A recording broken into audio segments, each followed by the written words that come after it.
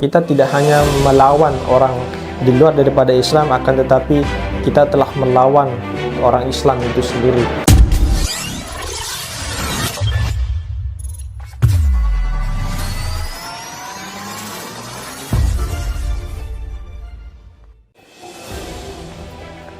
Assalamualaikum warahmatullahi wabarakatuh. Kali ini kita akan memperbincangkan masalah keislaman dan keberislaman. Di mana letak persoalannya? Letak persoalannya adalah ada pada keberislaman. Yang pertama, kita akan membahas keislaman. Islam itu apa?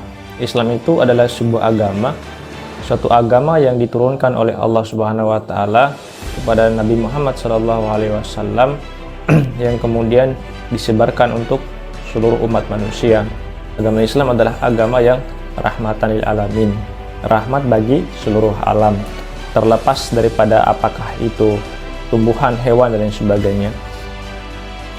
Bahwa Islam kemudian mencakup dan meliputi seluruh dimensi kehidupan, ya, manusia, hewan, dan tumbuhan. Karena di dalamnya kemudian termaktub segala bentuk sistem aturan yang mengatur hubungan atau mengatur relasi antara manusia dengan manusia, manusia dengan Tuhan, manusia dengan alam. Jadi itulah yang kemudian menjadi spesialnya agama Islam, karena ia kemudian mengatur seluruh dimensi dan seluruh aspek kehidupan. Kalimat tauhid itu asyhadu an la ilaha illallah wa asyhadu anna muhammadar rasulullah.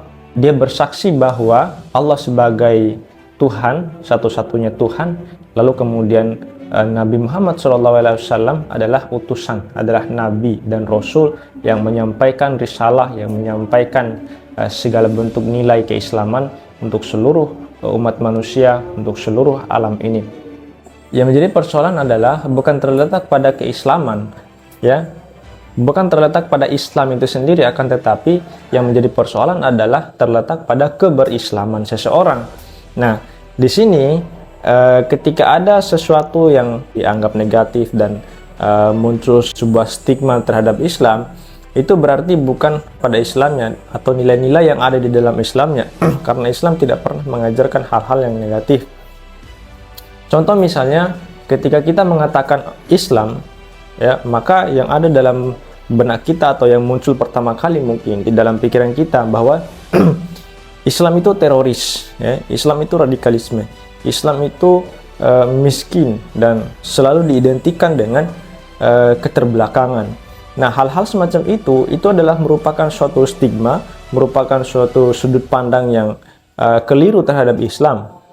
Nah, anggapan-anggapan seperti itu atau perspektif yang semacam itu merupakan suatu penilaian bukan pada Islam sendiri, akan tetapi itu merupakan suatu kesimpulan atau asumsi yang disimpulkan oleh orang-orang tertentu atas dasar ia kemudian melihat pelaku atau oknum-oknum yang melakukan hal-hal di luar daripada koridor Islam. Nah, sehingga kemudian mereka menyimpulkan dan mengambil sebuah konklusi bahwa Islam itu seperti ini, Islam itu radikal, Islam itu teroris, dan lain sebagainya. Nah, hal semacam inilah yang kemudian kita counter, yang kemudian kita selesaikan problemnya.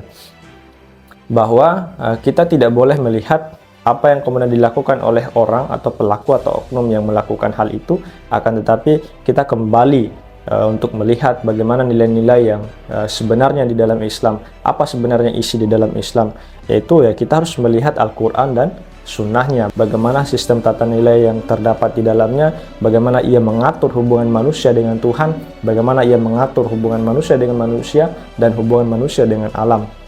Itu semua kemudian ada di dalam Al-Quran dan Sunnah, dan secara sempurna dan paripurna Allah Subhanahu wa taala mengatur sedemikian rupa hubungan kita.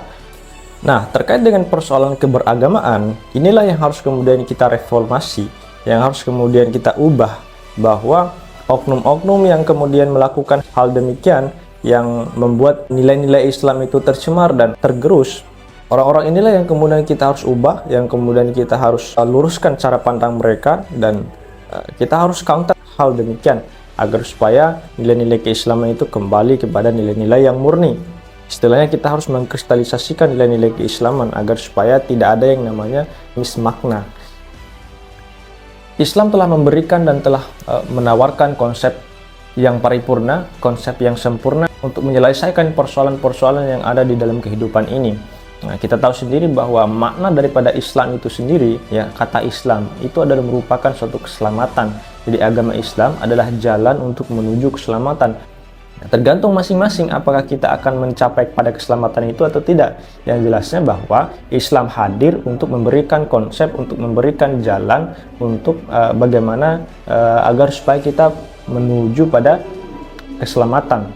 Nah, persoalan kita selamat atau tidak itu tergantung daripada pilihan manusia sendiri, karena manusia memiliki kehendak bebas, memiliki akal untuk memilih, untuk mengetahui mana yang benar dan mana yang salah. Nah, karena segala bentuk aktivitas yang kita lakukan di permukaan bumi ini itu memiliki konsekuensi logis nantinya. Maka Tuhan akan meminta pertanggungjawaban kita di suatu saat nanti. Maka kemudian pada kesempatan kali ini, pada hari ini, memilih kita harus menjalani sebagaimana yang kita yakini, sebagaimana yang kita imani. Tergantung daripada kita, teman-teman sekalian. Apakah kita mau memilih untuk menjadi orang yang tidak mau taat kepada Tuhan, atau orang-orang yang mau taat secara totalitas kepada Tuhan. Nah, di lain sisi, teman-teman, yang menjadi persoalan tadi adalah keberislaman. Jadi keberislaman inilah yang menjadi persoalan yang membuat sudut pandang tentang Islam itu mengalami perubahan dan mengalami degradasi. Nah, dari sini apa yang menjadi problem, apa yang menjadi soal? Nah, di dalam internal kita, di dalam diri kita itu ada satu unsur yang kemudian menjadikan itu sebagai salah satu tolak ukur keberislaman kita dan kemanusiaan kita. Apa itu? Yaitu cara berpikir atau akal. Nah, saya ambil salah satu contoh di dalam buku Takyirun An-Nabhani. Ia mengatakan bahwa kebangkitan kebangkitan suatu peradaban itu tergantung daripada cara berpikir, dari pemikirannya. Nah, kalau kita berbicara pemikiran, itu erat kaitannya dengan masalah akal. Jadi akallah yang kemudian tolak ukur dia sebagai manusia. Nah, dari situ pula sumber daripada kebangkitan itu. Jadi tergantung daripada cara berpikir dan tergantung daripada pemikiran kita atau ideologi. Kita sebut sebagai ideologi. Nah, kalau misalkan Eko Prasetyo dalam bukunya Islam Kiri yang mengatakan bahwa untuk mencapai suatu revolusi dan suatu perubahan, yang perlu kemudian kita ubah adalah paradigma atau cara pandang kita terhadap Islam.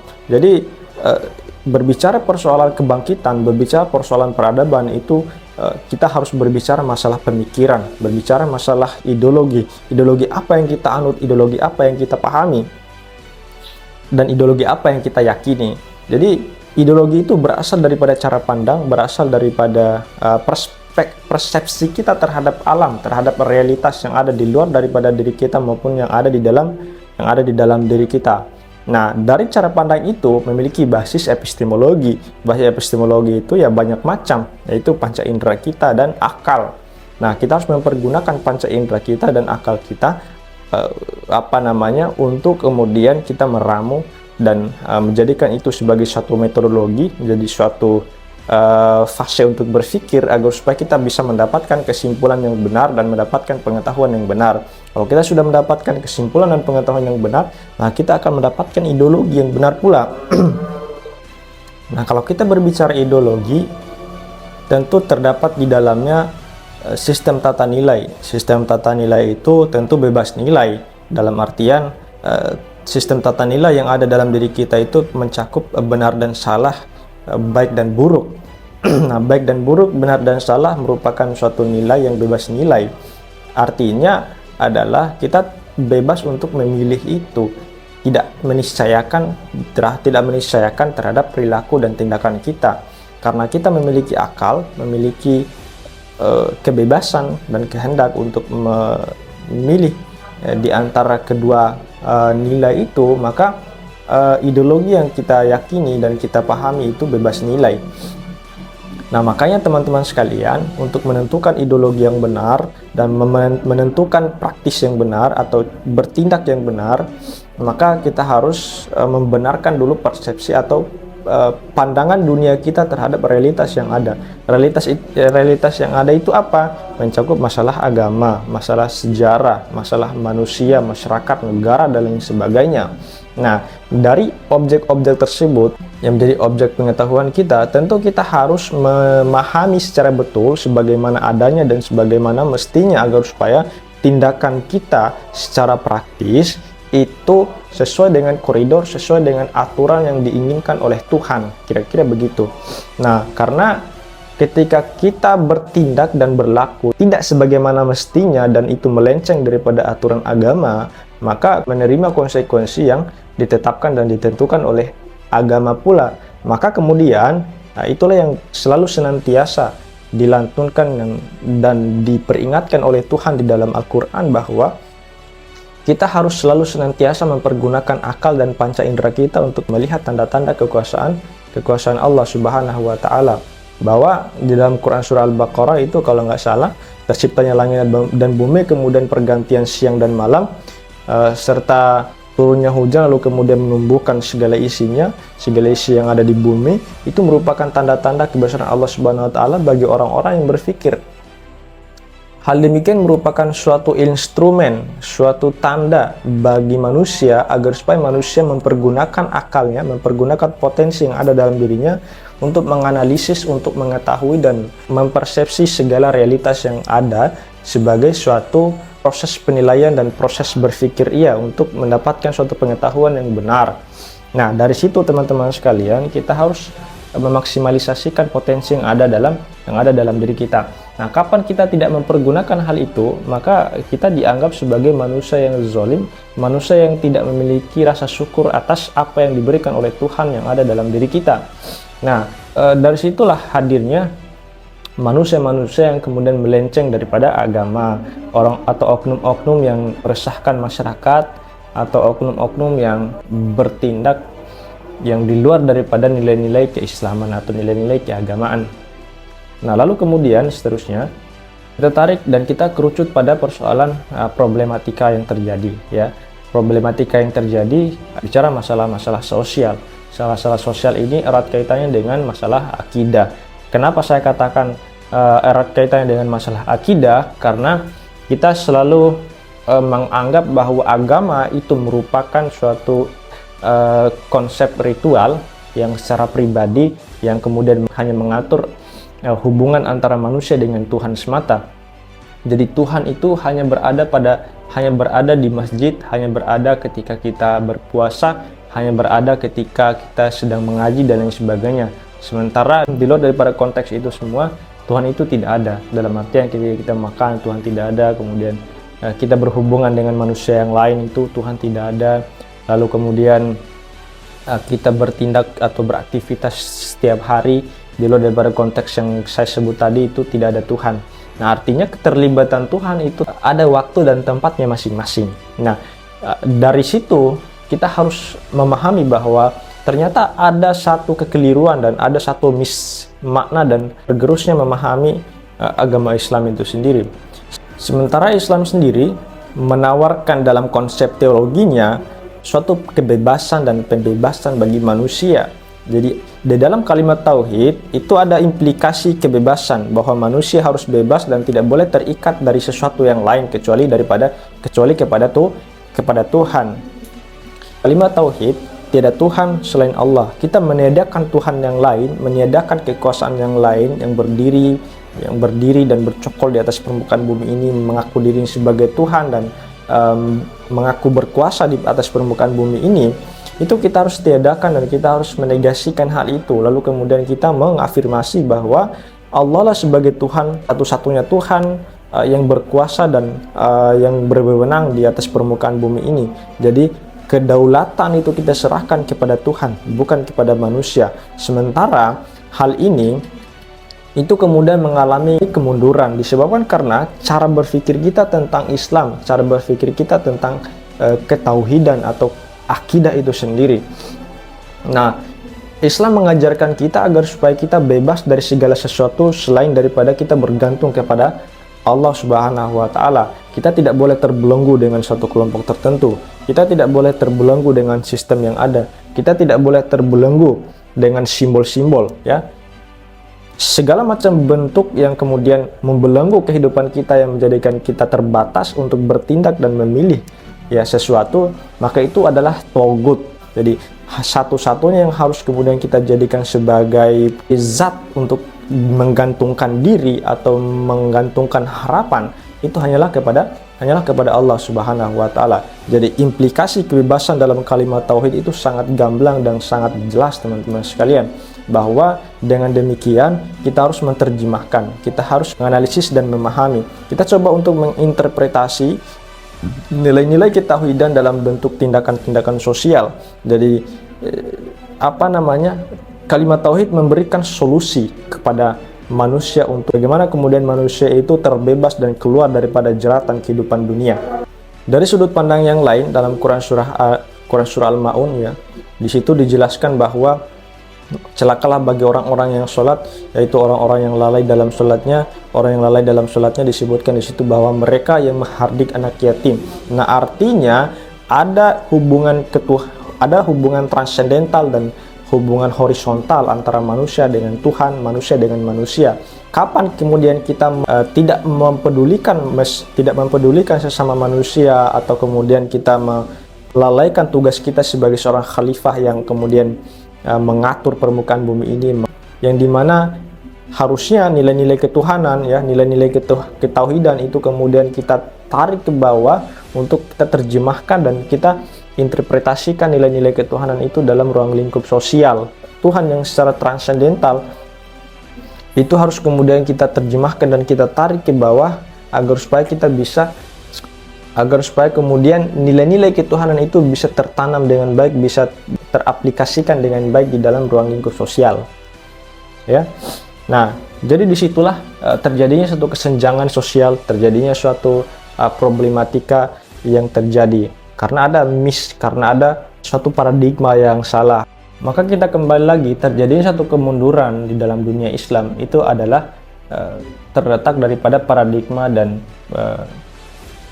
dan pandangan dunia yang salah terhadap agama Islam, terhadap realitas sosial yang ada.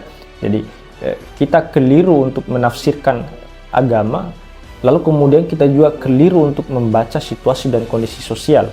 Kapan kita keliru menginterpretasi keduanya, maka keliru pula lah perilaku dan tindakan kita.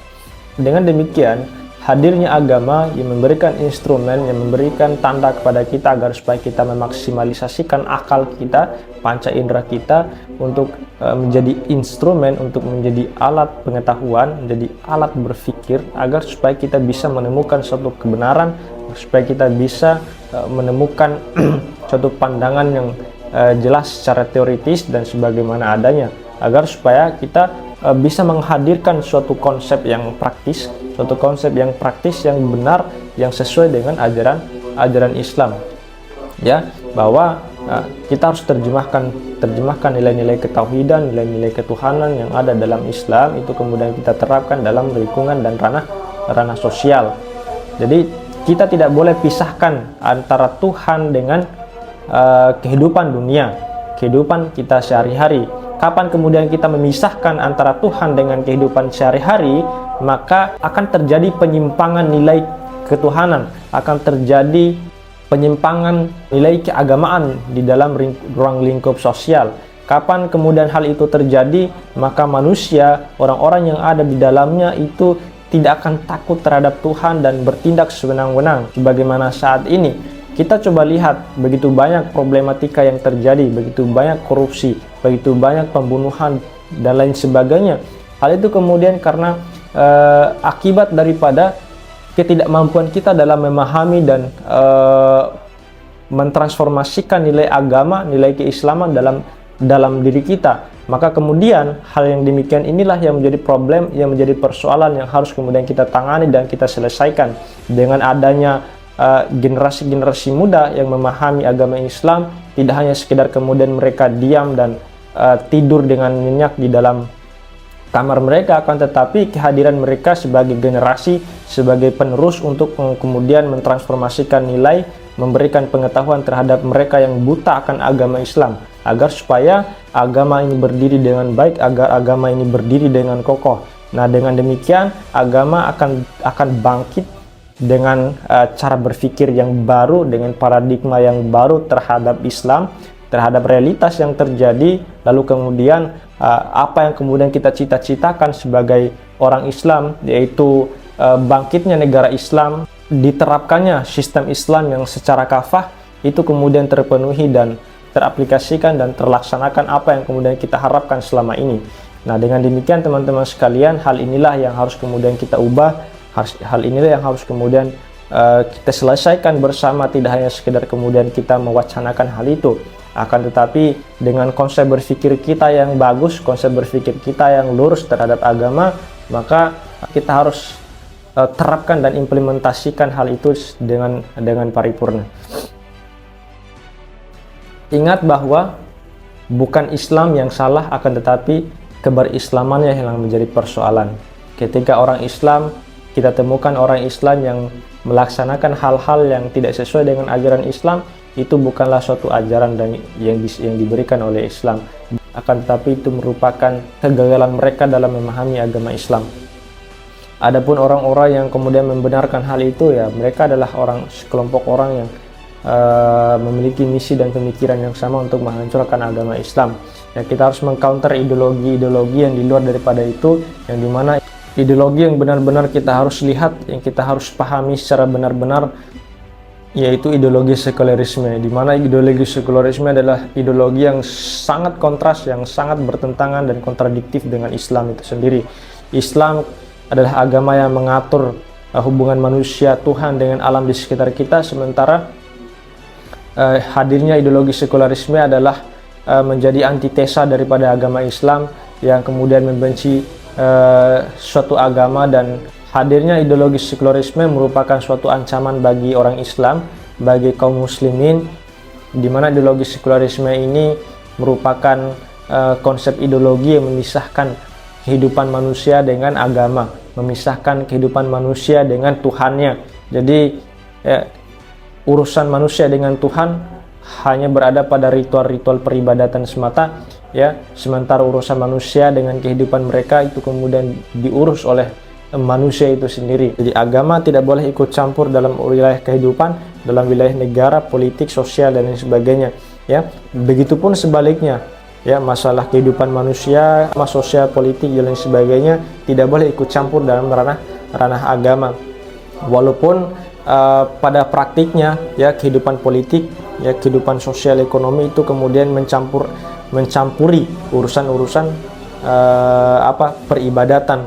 Bahkan dalam hal ini ibadah pun, ya, menjadi satu komoditas bagi orang-orang kapitalisme. Dan begitu liciknya orang-orang kapitalisme ini kemudian mendesain dan kemudian merubah sistem yang ada, sehingga orang Islam itu sendiri dicap sebagai orang-orang yang radikal, orang-orang yang intoleran, dan dianggap sebagai terorisme. Nah, hal inilah yang menjadi perhatian kita bersama, bahwa ini menjadi PR bagi kita agar supaya kita bisa merubah cara pandang orang-orang Islam itu sendiri. Karena saat ini teman-teman sekalian, kita tidak hanya melawan orang di luar daripada Islam, akan tetapi kita telah melawan orang Islam itu sendiri. Jadi teman-teman sekalian, begitu buruknya pemikiran mereka, begitu buruknya niat mereka terhadap Islam. Wallahu a'lam bishawab. Demikian teman-teman sekalian yang perlu kemudian saya sampaikan. Kita belajar bersama untuk bangkit bersama dengan cara berpikir yang berbeda.